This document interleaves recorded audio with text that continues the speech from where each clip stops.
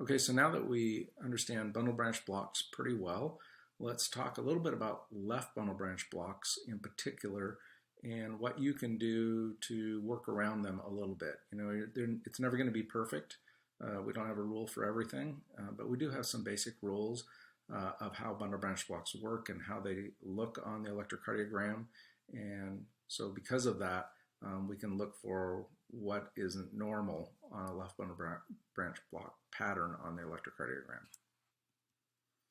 So the first thing we're going to talk about is just a little bit of vocabulary, and we're going to use two words today. One is called discordant or discordance, and that means conflicting, right, or the act of going in different directions. And the other word is concordant or concordance, and that means agreeing or the act of going in the same direction. So if we're looking at a particular thing A, and it's going in one direction, and we look at thing B and it's going in the opposite direction, that would be discordant. Versus if we look at thing A and B and they're both going in the same direction, that would be concordant. So you can use this vocabulary in many different things.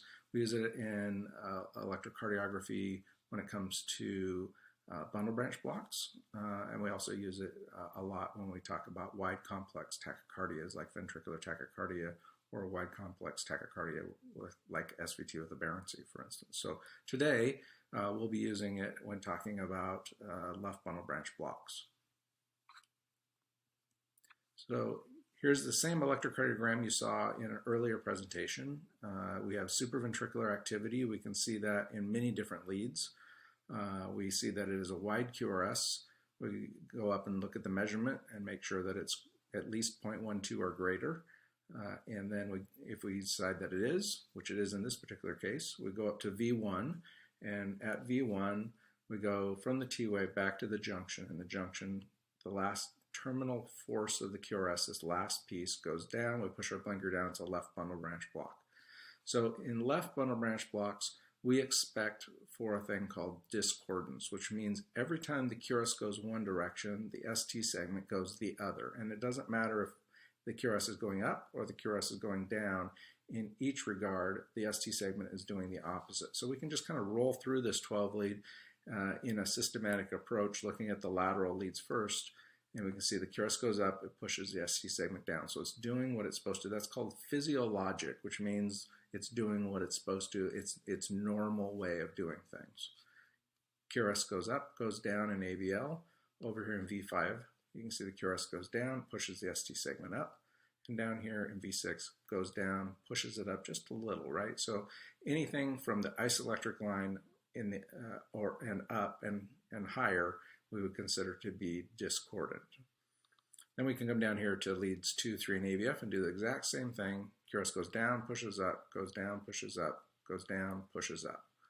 Go up here to V1 and V2, goes down, pushes up, goes down, pushes up. V3 and V4 goes down, pushes up, goes down, pushes up. So we've gone through every single one of the leads, and the left bundle branch block is doing physiologically what we would expect it to do on an electrocardiogram.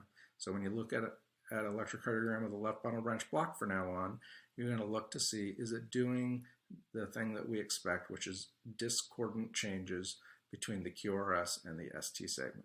If that's the case, then other than knowing that this is a left bundle and that it's supraventricular and that it looks like a pretty safe rhythm, for the purposes of looking at it for acute coronary syndrome and STEMI, this 12 lead doesn't give us any value, right? In the sense that it is doing everything that it's supposed to be doing, which may or may not be hiding ST elevation and ST depression, etc. So we can see on this electrocardiogram, like we talked about before, there's ST depressions, there's ST elevations. We don't know if those are real or if those are just the physiologic markings of how a left bundle branch block drives the ST segment in the opposite direction from the QRS. So in this sense, this 12 lead is of little value for the purposes of acute coronary syndrome, and we would look for clinical value, right? We would look for clinical symptoms and signs and a good history and a good exam to better understand some risk stratification for whether or not this person is having acute coronary syndrome or a STEMI. Now let's take a look at another one here. This is another left bundle. We look at Look for P waves. They're a little bit trickier to see. We can see this is another left bundle branch block.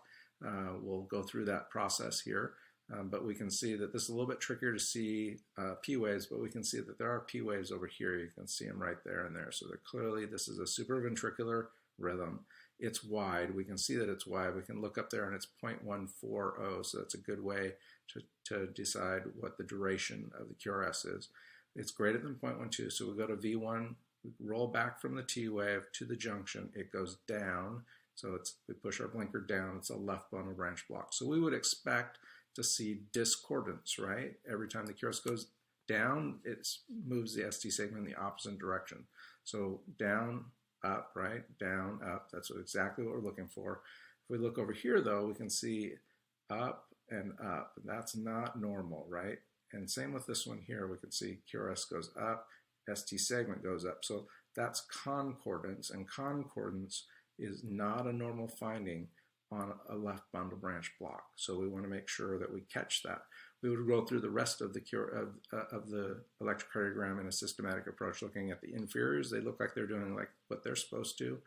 We look at V1 and V2, it's doing what it's supposed to.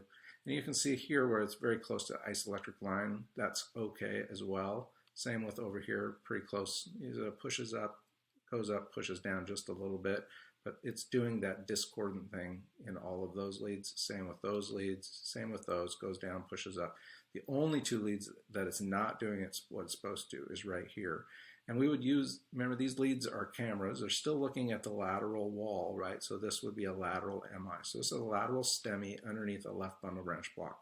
It's not normal for a left bundle branch block to have concordant changes on it. And now, the fact of the matter is that a left bundle branch block obscures your ability to interpret the 12 lead so significantly that what they found is that there's a greater than 90% specificity if you only have concordance in just one lead, because that may be all that you're afforded, right? And so over here, we clearly see that we have two leads of it, and they're in the lateral region. So this would be a left bundle branch block with ST concordance, ST elevation concordance in the lateral lead. So that'd be a lateral MI. There may be more MI on this 12 lead underneath there, we just can't see it. So in summary, discordant ST segments is physiologic, a normal variant, right? That's what we would expect to see in a left bundle branch block. You should look for concordant changes when you're evaluating a 12-lead ECG with a left bundle branch block. These are generally pathologic, just like we talked about. So even one lead is enough to say that's very highly suspicious that there's a STEMI going on there. If you see ST elevation and a positive QRS, that would be concordant, right? If you see a negative QRS and negative ST depression, that's also concordant, but that's probably more associated with ischemia, right? Or a posterior of the back, and you're just looking at a reciprocal of the front. So those are much more technical things to remember, but I think if you take anything away from this, when you see left bundle branch block and you see concordance, that's abnormal. And when you see discordance, that's normal. Now that doesn't mean that a 12 lead that has discordance on it means that no, they're not having an MI. It just means that the 12 lead is not helpful. So that's the important take-home piece of this, is it's kind of like a one-way street. When you see ST concordance on a left bundle branch block, you can say with pretty good specificity that that's not normal, that that's probably an MI. But just because the 12 lead is normal and doing what it's supposed to in a left bundle with a bunch of discordance all over the place, that just means the 12 lead is not helpful. That doesn't mean that you can check the box that the patient is not having an MI. That's real important to remember.